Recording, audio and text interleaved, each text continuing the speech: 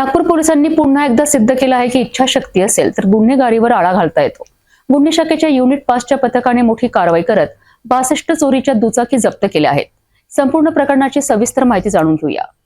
नागपूर शहर पोलीस उपायुक्त राहुल माकणीकर यांनी 22 फेब्रुवारीला दुपारी 5 वाजता दिलेल्या माहितीनुसार पोलिसांच्या गुन्हे शाखा युनिट 5च्या पथकाने तांत्रिक तपासाच्या आधारे दुचाकी चोरट्यांना ताब्यात घेतले आहे। या कारवाईत तब्बल 62 चोरीच्या दुचाकी जप्त करण्यात आल्या। पोलिसांनी गुन्हेगारी रोखण्यासाठी हे पाऊल उचलले असून नागपूर पोलिसांचे हे प्रयत्न शहरातील सुरक्षेसाठी महत्त्वाचे ठरत आहेत। शहरामध्ये अनेक दिवसापासून वाहन चोरीच्या घटना या सातत्याने वाढत्या प्रमाणात दिसून येत होत्या आणि त्याच्या अनुषंगाने टाइम, प्लेस आणि व्हेकल टाईप याचा ॲनालिसिस सातत्याने आम्ही क्राईम ब्रांचच्या वेगवेगळ्या युनिटमधून ते करत होतो। ते करत असताना तांत्रिक तपास, शहरामध्ये उपलब्ध असणारे CCTVचे फुटेज आणि हॉटस्पॉट जे आहेत त्याचं देखील ॲनालिसिस करण्यात आलं होतं। त्यावरून आम्हाला असं लक्षात आलं की मेट्रो स्टेशन असेल, रेल्वे स्टेशन असेल, बस स्टँड असेल, काही हॉस्पिटल असतील, महिन्याच्या 1 ते 10 तारखेच्या दरम्यान असणाऱ्या बँक्स असतील, या ठिकाणावरून वाहनांचं चोरीचं प्रमाण हे फार मोठ्या प्रमाणात आहे। त्या अनुषंगाने काही गुन्हे दाखल झाले होते शहरामध्ये। त्याच्यामध्ये यशोधरा नगरमध्ये CR नंबर 851/25 प्रज्वल जयचंद्र भीमटे यांनी एक गुन्हा दाखल केला होता आणि त्याचा तपास युनिट 5ची टीम आमची करत होती।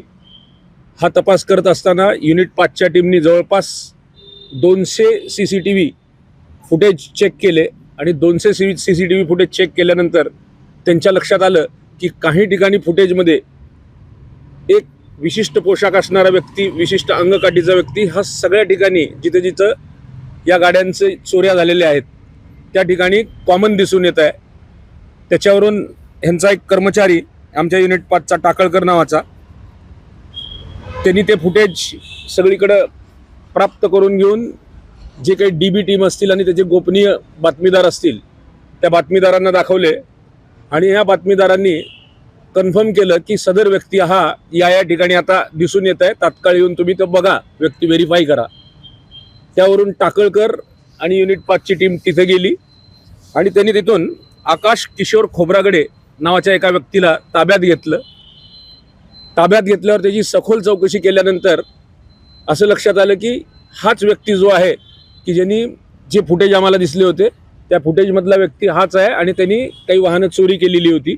4-5 ठिकाणची जी वाहनं होती ते कन्फर्म झाल्यानंतर त्याचा अधिक तपास ज्यावेळेस आम्ही केला डिटेलमध्ये जाऊन आमच्या टीमनी, त्यावेळेस त्यांना लक्षात आलं की शहरांमधून, आपल्या शहरामधून त्यांनी जवळपास 20 ते 22 गाड्या चोरी केलेल्या आहेत। त्याच्याबरोबर त्याचे इतर 2 साथीदार, एक मयांक उर्फ क्रिश बारीक आणि दुसरा त्याचा साथीदार आहे आकाश संपतलाल परतेती, सीता सांगवी नावाचे गाव आहे तुमसरमध्ये, भंडारा जिल्ह्यामध्ये, ह्या तिथले रहिवासी आहेत आणि यांनी मिळून नागपूर जिल्हा, नागपूर शहर या व्यतिरिक्त छिंदवाडा मध्य प्रदेश या ठिकाणाहूनही काही गाड्या चोरी केलेल्या होत्या।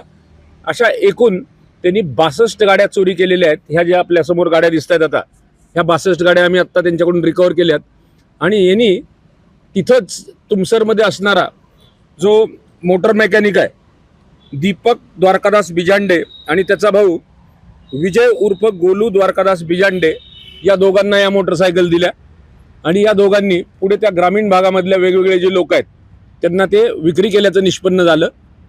हा सगळा प्रकार लक्षात आल्यानंतर आम्ही त्या ठिकाणी जाऊन सर्च घेतला आणि ह्या 5 जणांनाही ताब्यात घेतलं आणि ज्यांच्याकडे मोटरसायकल होत्या त्या सगळ्या मोटरसायकल आम्ही या ठिकाणी जप्त केलेल्या आहेत। असे एकूण 62 मोटरसायकल आहेत आणि याची किंमत जी आहे मोटरसायकलची ती किंमत आहे 19,70,000 इतक्या किमतीच्या ही वाहनं आहेत।